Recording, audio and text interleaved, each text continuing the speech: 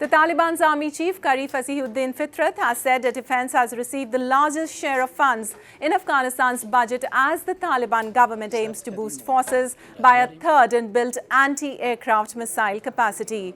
The defense ambitions of the Taliban, which took over in 2021, comes in the face of its policies such as restrictions on work and education for women that have hampered steps towards diplomatic recognition. Fitrat said defense forces, now numbering 150,000, are targeted to be increased by 50,000, although he did not reveal the precise figure of the funds.